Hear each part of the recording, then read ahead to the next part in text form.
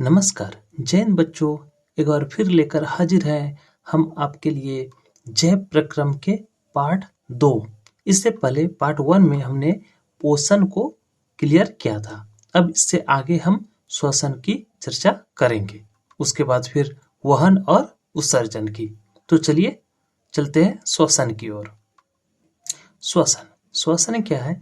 श्वसन एक ऐसी प्रक्रिया है जिसके तहत हम श्वास के रूप में ऑक्सीजन ग्रहण करते हैं और उन ऑक्सीजनों को तोड़कर हमारा शरीर ऊर्जा प्राप्त करता है और साथ ही साथ कार्बन डाइऑक्साइड के रूप में अपशिष्ट जो कि हम फिर से वायुमंडल में छोड़ देते हैं। इस पूरी प्रक्रिया को श्वसन कहा जाता है। अब श्वसन कितने भागों में बटा हुआ है? वो 2 भागों में, यानी श्वसन के दो रूप है। कौन कौन सा? एक वायवीय श्वसन, एक अवायवीय श्वसन।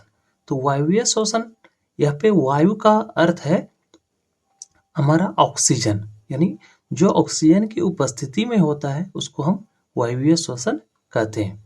इसमें क्या होता है? ग्लूकोज का पूर्ण उपचयन होता है और कार्बन डाइऑक्साइड, पानी और ऊर्जा मुक्त होती है, यानी ग्लूकोज का जो है पूर्ण उपचयन हो जाता है और साथ ही साथ क्या क्या मुक्त होती है? CO2 कार्बन डाइऑक्साइड, जल H2O और ऊर्जा ATP के रूप में। ठीक है।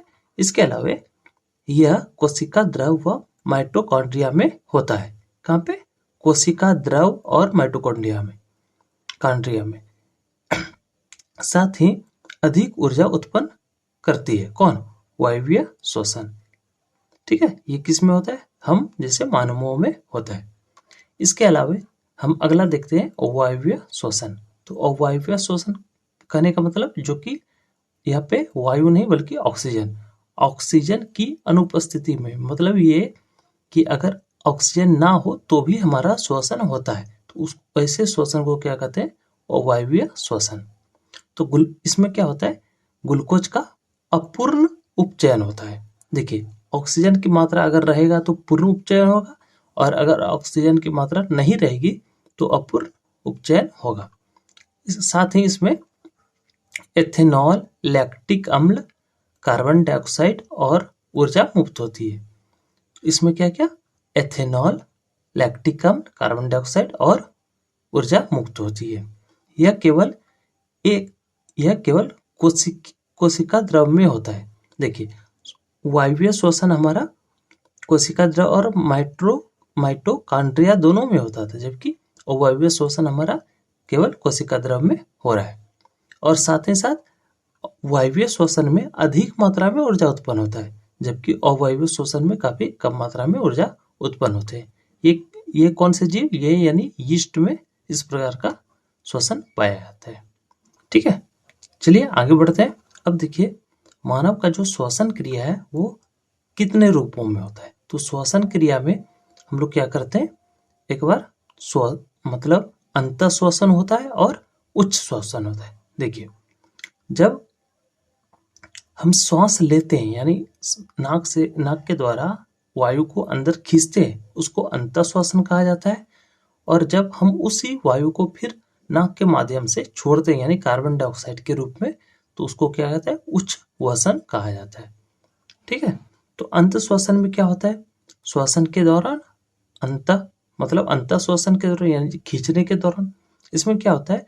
विक्षीय गुहा फैलती है। मतलब जब हम सांस लेते हैं तो हमारी पसलियां फैलती है और विक्ष गुहा अंदर में जो हमारा ये है ये फैल जाता है। ठीक है।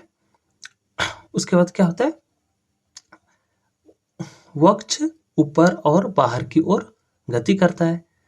साथ ही साथ गुहा में वायु का दाब कम हो जाता है और वायु फेफड़े में भरती है। यानी जब हम श्वास लेते हैं यानी अंतः श्वसन, तो उसमें हमारा जो है फेफड़ा वो काफी भरा हुआ रहता है वायु से। यही दूसरी ओर देखते हैं, जब उच्च श्वसन, जब हम सांस छोड़ते हैं तो विक्षीय गुहा अपने मूल आकार में वापस आ जाता है। मतलब पहले जितना सा आकार था उसी आकार में आ जाता है। फिर है पसलियों की पेशियां शिथिल हो जाती, यानी पसली जैसे नॉर्मली में रहता है उस प्रकार से आ जाता है। वक्ष अपने स्थान पर वापस आ जाते हैं। मतलब जो पहले हुआ था जिस अवस्था में था उसी अवस्था में हमारा सारा का सारा चीज आ जाता है। साथ ही साथ इसमें क्या, कार्बन डाइऑक्साइड के रूप में हम वायु छोड़ते हैं। इसके अलावा अंतःश्वसन, श्वास द्वारा वायुमंडल से गैसों को अंदर ले जाना, यानी अंतःश्वसन क्या है, सांस के द्वारा वायुमंडल से गैसों को अंदर लेने की एक प्रक्रिया है। और उच्च श्वसन क्या है, फेफड़े से वायु या गैसों को बाहर निकालने की प्रक्रिया। ठीक है। फिर है क्या, स्थलीय जीव। देखिए, स्थलीय जीव जो श्वास के रूप में लेते हैं वायुमंडल से ऑक्सीजन, तो वो सीधे वायुमंडल से उसको आसानी से प्राप्त हो जाता है। वहीं जलीय जीवों को जल से ऑक्सीजन प्राप्त करना होता है। ठीक है। चलिए अब हम बढ़ते हैं संवहन की ओर। तो संवहन क्या है, तो संवहन एक जैव प्रक्रिया है जिसके माध्यम से हमारे शरीर में जितने भी पोषक तत्व हैं, जैसे कि हम भोजन के रूप में जो भी ग्रहण करते हैं उससे प्राप्त ऊर्जा, ऑक्सीजन और अन्य आवश्यक पदार्थ, जो शरीर के एक स्थान से दूसरे स्थान तक जो स्थानांतरित होती है, तो इस प्रक्रिया को ही हम क्या कहते हैं, संवहन कहते हैं। ठीक है। आगे बढ़ते हैं। मनुष्य में भोजन, ऑक्सीजन व अन्य आवश्यक पदार्थ की निरंतर आपूर्ति करने वाला तंत्र संवहन तंत्र कहता है। अब देखिए, संवहन के अंतर्गत क्या हुआ कि सभी पोषक तत्वों का एक स्थान से दूसरे स्थान तक पहुंचाया गया और फिर अपशिष्टों को दूसरे स्थान से फिर लाया गया। तो ये सारी प्रक्रिया जो पूरी करती है उसे हम क्या कहते हैं, संवहन तंत्र। अब देखते हैं हम कि मानव में संवहन तंत्र के कितने अवयव हैं। ठीक है। तो मानव में संवहन तंत्र के मुख्य रूप से 3 अवयव है। पहला क्या है, हमारा हृदय। दूसरा क्या है, रक्त नलिकाएं, जिसमें हमारा धमनी और शिरा आते हैं। इसके अलावा वहन माध्यम में हमारा रक्त व लसिका भी है।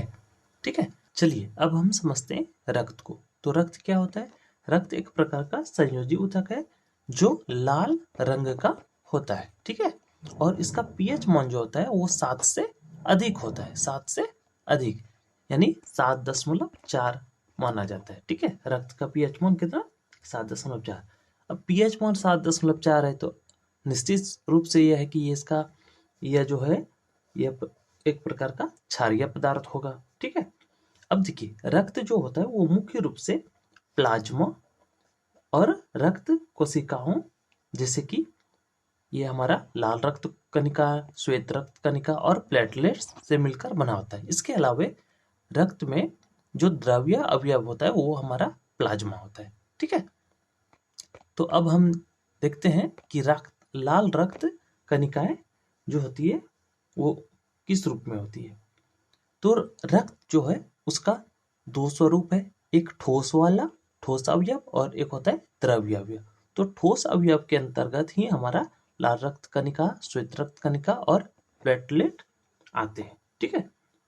लाल रक्त कणिका हमारा क्या करता है, वो ऑक्सीजन, कार्बन डाइऑक्साइड का वहन करती है, साथ ही साथ वो हेमोग्लोबिन का भी वहन करती है। ठीक है। और रक्त को लाल कलर प्रदान करता है। वहीं पे हमारा श्वेत रक्त कणिका जो है वो शरीर को रोग मुक्त बनाने का प्रयास करता है, यानी शरीर में एक प्रकार का प्रतिरोधक का कार्य कौन करता है, तो श्वेत रक्त कणिका करता है। इसके अलावा प्लेटलेट जो होते हैं वो रक्त को थक्का बनने में मतलब सहायता प्रदान करता है। ठीक है। इसके अलावा द्रव्य अवयव जो होता है वो प्लाज्मा होता है। रक्त में द्रव्य अवयव कौन होता है, प्लाज्मा। यह जो होता है ये पीले रंग का तरल पदार्थ होता है। इसमें 90% तक जल होता है और साथ ही शेष अवयव जो है वो जैविक होते हैं, जैसे प्लाज्मा, प्रोटीन इत्यादि। ठीक है। चलिए आगे बढ़ते हैं हम कि रक्त वाहिका। तो रक्त वाहिका में हमारा कौन कौन आता है, एक आता है धमनी और दूसरा आता है शिरा। अब शिरा और धमनी को हम समझते हैं। ठीक है।